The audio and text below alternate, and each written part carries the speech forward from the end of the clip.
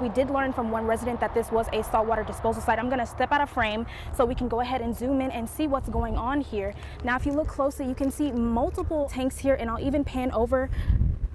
And there's one in the fields right here. Now, the resident that I spoke to, yeah, Crystal, I want you to take a look behind me. What was once someone's home has now been completely destroyed. I see family pictures, I see paintings, I see nice things that they cherished once upon a time. There's a broken TV, there's a couch, mattresses, all of it is completely torn apart. But if you want to take a look inside of this barrel, there's a mermaid, there's a toy truck, there's some plushy toys. There are just so many ways that you can find a toy and donate it and to make a children's Christmas this year. And so I'm actually going to stand here and I'm going to protect this barrel. I'm going to make sure keep it safe from the Grinch. We don't want any issues.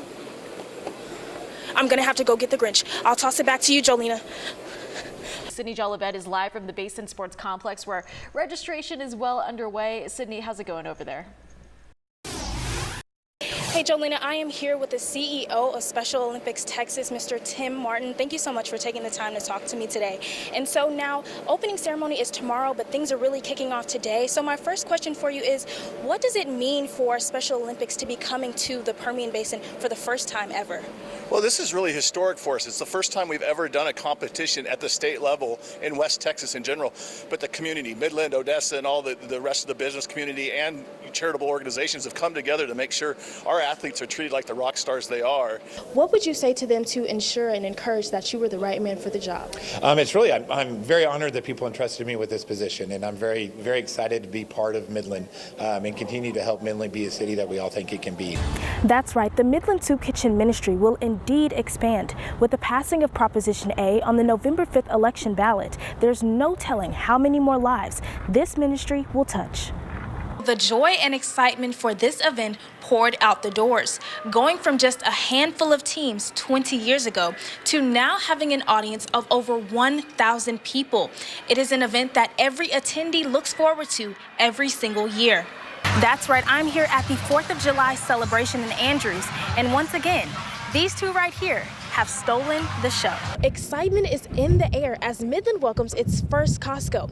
City officials say this right behind me is going to be more than just a shopping center. It'll be a game changer for the 191 corridor. They've introduced something new to bring parents peace of mind, right, Sydnee? Right, Crystal. ORMC just rolled out the Angel Eye system, which is a 24/7 live streaming service for NICU families. So even if you're not at the hospital, you can still check on your baby anytime. Sydnee, I'm sure they both have a lot of big plans for the city, right? Absolutely. Denise Swanner is running for re-election, and Craig Stoker is no stranger to running for office. He actually ran for City Council District 3 back in 2018, but both candidates have things to reflect on and plans for the future of Odessa. Sydnee. Crystal, the saying goes, if it looks like a duck and quacks like a duck, it is one. But just because the crane fly looks like a mosquito doesn't mean it stings or bites like one. When they do give you the mac and cheese person to bring it to dinner, they trust you. Right. I heard that that's one of the heavy, heavy is the head that wears the mac and cheese crown. Yeah, it's a lot of pressure to get that mac and cheese right. Well, Andy, every time I think it's time for a coat outside, the weather's like, no, not really, you'll be fine. So is it some clarity with our weather, please? So you're definitely are going to need a coat, especially leaving tonight. I'm sure some of you have started seeing a few Salvation Army kettlebell ringers around. Well, it's that time of year again when the bells start ringing for a good cause. This morning, we're bringing you the latest on Odessa Parks and Recreation Director Max Reyes. You might remember he was arrested just last week for official oppression. On Tuesday night, a portion of West 90 Highway in Alpine was blocked off after a house fire. Take a look at this. The Alpine Fire Department responded to a residential fire that happened around 7 o'clock. A Midland woman who was wanted on multiple charges has been arrested by Odessa police. Here's what we know. This could have been avoided. There were many tears when I spoke to them, but even more so, the support was from the family and the community. And what an extraordinary man Alex Bingham was. But at the end of the day, when everybody's gone, it's just her and her kids. It's not the morning any family wants to wake up to. Early Sunday morning, Alex Bingham was hit by a drunk driver right outside his home. The impact left him with severe internal injuries. And what's worse is that Alex's wife, Faith Dominguez, was the one to find out the hard way. She walks around the corner, she's calling, Alex, Alex, babe, are you okay? Alex, Alex. He had her phone, her flashlight. So when she hit the corner, she's seeing her phone upside down with the flashlight up. And she ran over here, and when she ran over here, he was down. She said he wasn't responsive. She was calling, screaming for help. Nobody came out. Then, the news that would bring the family to their knees. 3 days later, Alex passed away.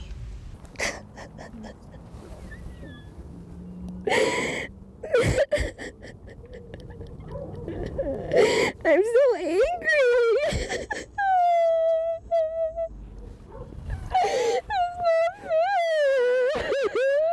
Not fair.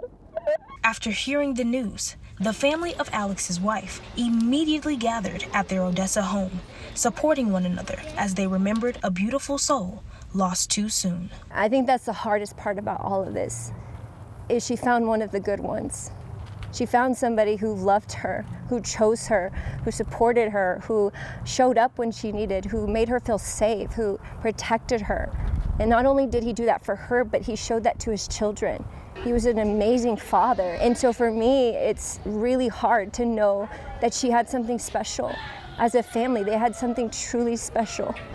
And now that's taken away from them. Now, his family is also remembering Alex as a loving husband, father, and a protector. He came out to do what a man was supposed to do and protect his family. She heard a noise. She was scared. She said, go check. He got up to go check.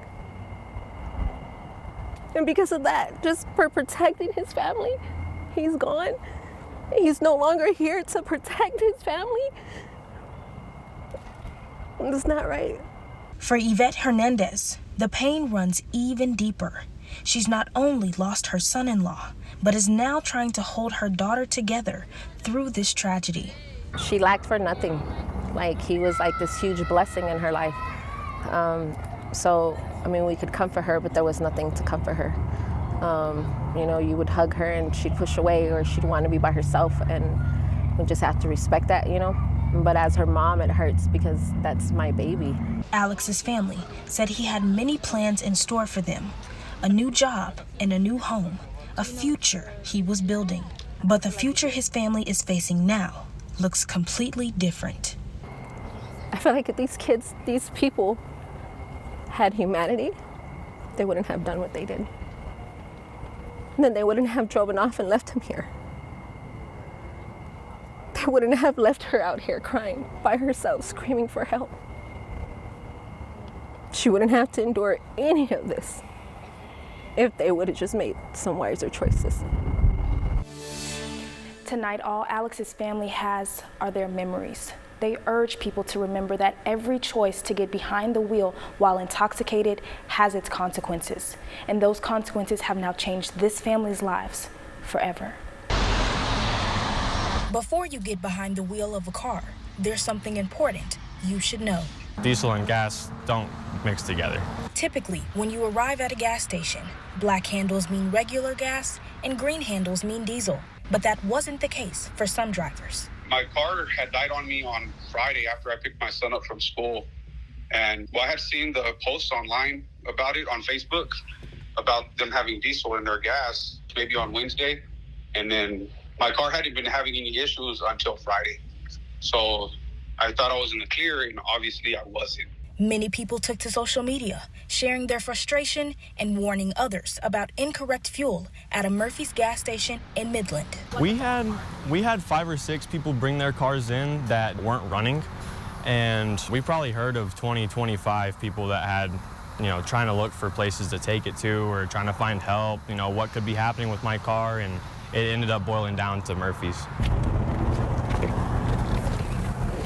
Putting diesel fuel into a gasoline car can cause serious damages. It can also be the difference between your car starting up or not starting at all. Most of our cars got towed in from the gas station. They didn't actually get out on the road. But you know, if you fill it up with a full tank of diesel, you're probably not going to get it to move very far. For West Texas Automotive, they're seeing more drivers come in with the same problem. That's why mechanics are now having to drop the gas tank and drain the diesel, a process that's both time-consuming and pricey. Thankfully, Murphy's is willing to help cover the cost. But financial problems aren't the only challenges for drivers who are now carless. I was supposed to be starting the job this week, my job going back to work this week, and I mean, I can't even do that. While Murphy's and local mechanic shops are working to fix the vehicles, for now, time will have to wait in the driver's seat. Last night, the two presidential candidates had a heated debate expressing different views on numerous topics. Much like that debate, West Texans also have their opinions on the current temperature of politics. Well, I think it was a pretty good debate for both of them. And I don't know if they moved the needle any. Some of the media people seem to think that maybe it didn't for either one of them, which is okay. They're still neck and neck. That's all that matters. Here locally, some of the debate topics, like women's rights, hit closer to home for many. I know Texas is very anti-abortion and all these things. I do have my views on that. I am myself on my own body. I would not get an abortion, but you know, every woman to each their own for their own reasons and health reasons, obviously. As far as the government being able to step in and tell you what you can or cannot do with your body, I feel was a very important part that was emphasized by Kamala. I don't think the government or anyone else has a right to tell women what they can do with their bodies. Even Trump's claims of immigrants eating animals ruffled a few feathers. I heard it at work. My boss came and told us about it. And she was like, did you guys hear about this? And I was like, I'm sorry, what? And I have 2 dogs at home. So I'm like, please don't come try to eat them.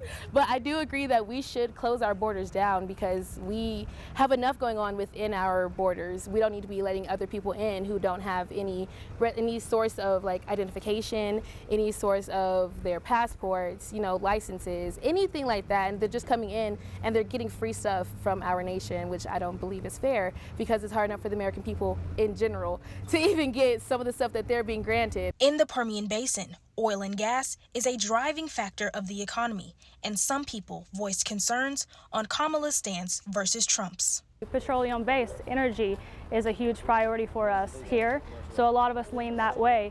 But as U.S. citizens, the economy is based off petroleum and energy sources. And like Donald Trump, who's paired with Elon Musk, we're not at the point where we can stop using our petroleum gases. We can't stop oil production. Just 55 days away from the presidential election, there's still much to be discussed. But here in Midland and Odessa, some have their minds made up. If your priority is the economy, and your priority is being able to afford groceries, and your priority is to have a safe and secure environment for your family to grow up in, then you should vote for the Republican nominee, Donald Trump. The choices are very easy as far as I'm concerned. She's the best choice. I do plan to vote for Donald Trump. I feel like his goals towards the country and towards reshaping us is very helpful, and it would be very beneficial for us, and not only for us but for other countries to see how we are being led. Regardless of who you cast your ballot for, many can agree on the importance of voting. Are you registered to vote? I am a registered voter. And do you plan to exercise your vote? I plan to exercise my vote. People died so we'd have the right to vote. And I'm asking everybody I know, I'm not telling you who to vote for, but please go and make your vote count. The saying goes, this town was so small that it had to borrow a horse. This horse right here, to even be considered a one-horse town. But coming up on its 100th year of being here, McCamey encompasses its entire past to create the best future for a small Texas town. It's a small town of less than 2,000 people, and that includes Patty Jones, who is the former mayor and is now the city secretary. It's the best little town in Texas. Patty knows a great deal about McCamey, like how it got its start and name 99 years ago in 1925, all thanks to their founder, George B. McCamey. Him and two of his business partners discovered oil here, Discovery Well number 1. They set up shop, got workers in, and in order to get the equipment delivered by rail, he painted his last name on the side of a boxcar, pushed it off to a side rail, and that's how McCamey got its name. The town began to boom, just like the oil industry, with a population of over 10,000 people at one point. But as you'd expect, it also faced the bust too. We've weathered the ups and downs of the oil fields. We've been through recessions. We've been through depression. We've been through everything. Storms, tornadoes, you name it, and we just seem to build back. We just seem to stay the course. But many of the buildings never needed to be built back up. They have stood the test of time, holding history of how they came to McCamey by rail. One of our streets still has some of the Montgomery Wards or Sears kit houses that were delivered by train. They're actually still standing and in use. So you literally ordered a house for like $200 from Sears, and they've delivered it to you on a train and you built it. It was literally a kit for a house. One of the homes that was delivered is the Adrian House, and along with many others in town, like Patty's home. The one I live in was built in the 40s, so an 80-year-old house. They all display a tangible connection to what once was. Think of it like walking into a time capsule. Not just in stories or something you can flip through your phone and read, but to actually see the physical items, to be able to go into a 100-year-old building and have it represent the work that was done before. I think the preservation is vitally important to a town's history. It's not just the 80-year-old homes where you can walk into the city's history. There's also the McCamey Museum. It's a roadmap to all the city has seen, including its history on race. Dunbar School. This was our historically black school before segregation. It is still standing. Miss Nora was one of our very first teachers in all of our school system. And of course, there's room for an urban legend or two. And here's the book on Pansy, the trapeze artist.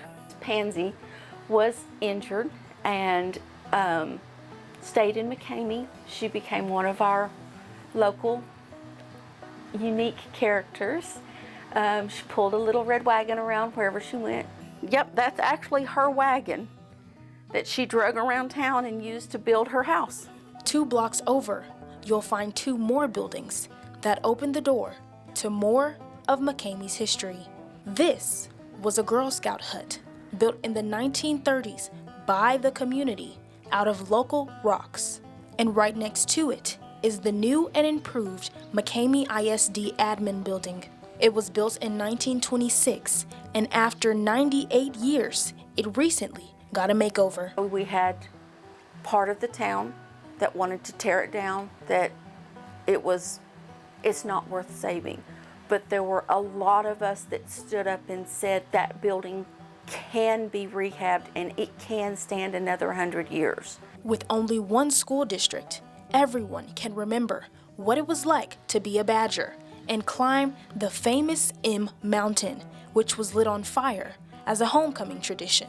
We would go up every year, clean off all the mesquite, the weeds that came up, re-whitewash it, re-lime it, line it with coffee cans that were circled with cardboard, fill it with kerosene, and the shop guys would light it on fire when homecoming games started. The M still sits high, looking over the city, alongside the dozens of wind farms that give McCamey its official name as the wind energy capital of Texas. Back in the 90s, if I'm not mistaken, we were one of the very first commercially functioning wind farms to go online in the United States. And who would have thought? A town that was founded on oil and gas now dominates in wind and solar, continuing a trend of hard workers with that strong West Texas grit. That's one of the things I love about it. We keep an eye on the future, but we also want to honor our past, want to honor the people that came before us that built McCamey.